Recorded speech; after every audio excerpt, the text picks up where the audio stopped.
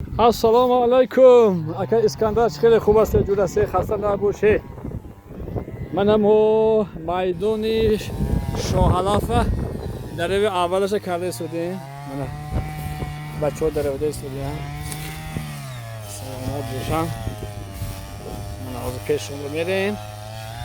خیلی خوب. 180 190 شده قطعشون حاضر. بعض جاشون 150 هم هست. موافق آب دادن ما کجا آب نقشدگی خزان نقشدگی رای نقشدگی این یک تا خاطر جرمکش مونده بودیم. یک خانه ما برای خودشان همزاش مونده دیگرش دورده سازیم. من این آخرش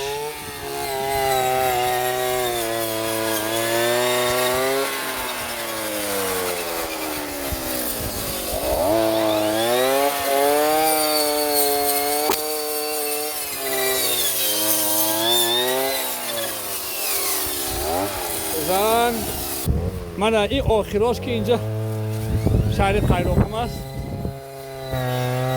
چیز شدگی آب نرسیدگی اینه بینه هست شدگی اما بالاها جدا بلنده خوش اون طرفش پنجه زنه است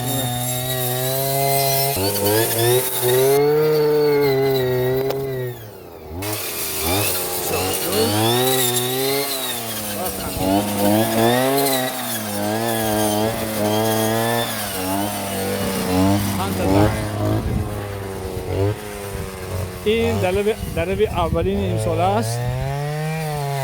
خیلی خوب شده گوی خدا برکت یاد کنه. بینیم چی امروز من 4 ماه ایول 2025 خب بینیم که دلوی دویمش کلیمه میشه. همین گده تا 45-50 روزه میشه دلوی دویمش. همین چقدر خوش شده. این بعضی جاهاش نبر اومدگی همین خیلی است دیگه. شکر که اسکندر و گروه انگور و باغ سلامت باشین. من امسال کنه بینیم چه خوجن چه خیلی میشه شاهرفایش.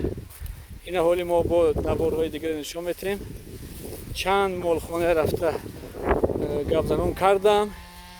اونا برای ما مخصوص 2-3 سری گاو نوبستشون جدا میکنن.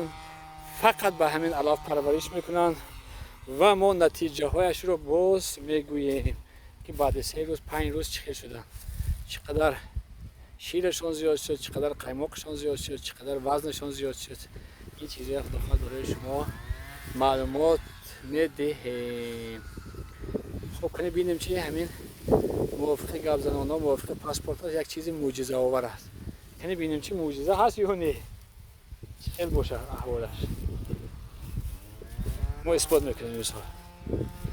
من کمترش دورده برو وردیم هم.